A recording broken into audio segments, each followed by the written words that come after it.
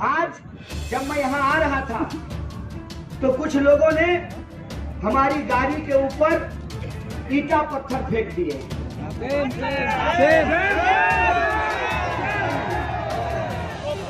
Same मत कीजिए, चिंता कीजिए इस बात। आप चिंतित होइए इस बात पे, आप चिंतित होइए इस बात के लिए कि ये कौन नौजवान है, इनके दिमाग में कौन जहर भर रहा है, कौन इनको शांत रहिए। आपके दिमाग में भी कीड़ा भर जाएगा, ऐसे बोलिएगा। आग अगर लगेगी ना दोनों तरफ बराबर लगनी शुरू हो जाएगी। ऐसे मत कीजिए, नफरत को हराने के लिए किसी से नफरत मत कीजिए। अगर आप नफरत करेंगे तो अंततः वही जीत जाएंगे, इस बात को आप समझ लीजिए। आप सोचिए कि हमारे नौजवानों के दिमाग में ये जहर कौन भर रहा है, कौन उनके दिमाग में नफरत भर रहा है, इस पर आप विचार करके देखिए। ये देश के जो युवा हैं उनको क्या कहा जा रहा है? उनको कहा जा रहा है कि तुम्हारा धर्म खतरे में है। हाँ। मैं बताता हूँ दोस्त, मेरा नाम कन्हैया है, मेरा नाम कन्हैया है, कान खोल करके सुन लो। अगर तुमको अपने धर्म पर भरोसा है, तुमको अगर अपने भगवान पर भरोसा है, तुमको लगता है कि तुम सच्चाई पे हो, तो सत्य ही ईश्वर होता है, इस बात को याद रखना।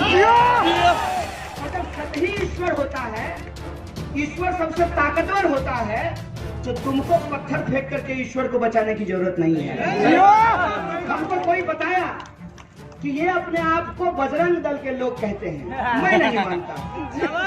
मैं ये बात इसलिए नहीं मानता कि बजरंग बली तो लंका में जाकर के रावण का सोने का लंका जला आए थे ना। हम तो आपके यहाँ आए हैं छपरा में।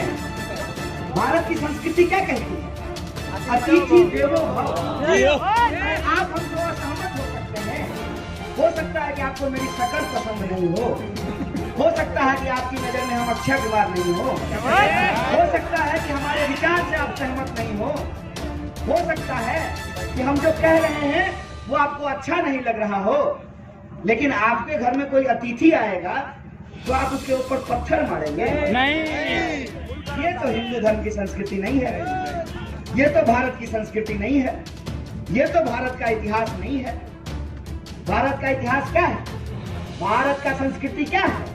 भारत की संस्कृति है वसुधैव कुटुंबकम। हम पूरी दुनिया को परिवार की तरह मानते हैं, और पूरी दुनिया को परिवार की तरह हम मानते हैं। ये हमारी संस्कृति है। तो क्यों कहते हो जिसका विचार तुमको पसंद नहीं है कि तुम पाकिस्तान चले जाओ? क्यों कहते हो? क्या पाकिस्तान जो है इस धरा पर नहीं है, इस ब्रह्मांड पे नहीं है? किस ईश्वर को मानते हो? कौन से ऐसे ईश्वर हैं जो तुमको इस ब्रह्मांड में एक जीव को दूसरे जीव से नफरत करने के लिए सिखाते हैं? कौन सा धर्म का किताब पढ़े हो? कौन सा धर्म का किताब करवाओ, हमसे पूछो, हम बताते हैं। जब हम कहते हैं कि हर मनुष्य में ईश्वर का वास होता है, हर मनुष्य में जब ईश्वर का वास होता है तो मंदिर जाने वाले इंसान में भी ईश्वर है और मस्जिद जाने वाले इंसान में भी ईश्वर है।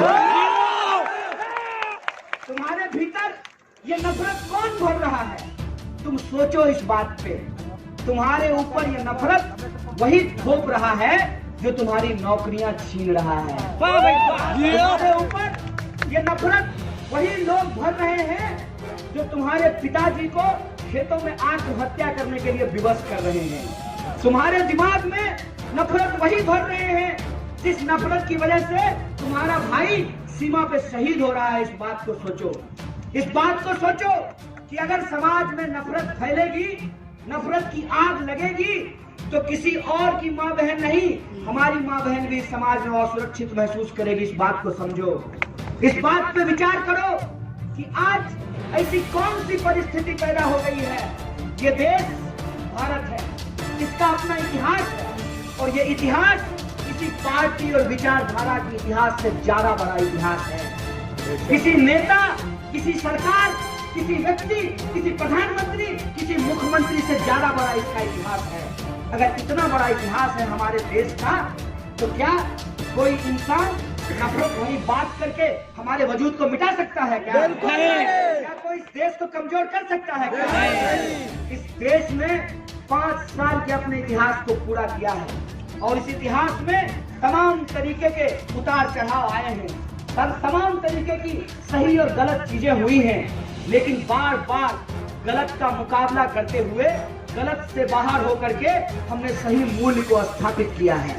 इस देश की संस्कृति ये कहती है कि हम अपने विरोधियों को भी सुनेंगे, जिनसे हमको असहमति है उनके बात को भी हम बर्दाश्त करेंगे और जनता पे इस बात को छोड़ेंगे कि जनता किस चीज को सही मानती है। और आज इतिहास ने यह साबित किया है कि नाथूराम गोडसे ने बापू को गद्दार बोल करके उनकी हत्या कर दी।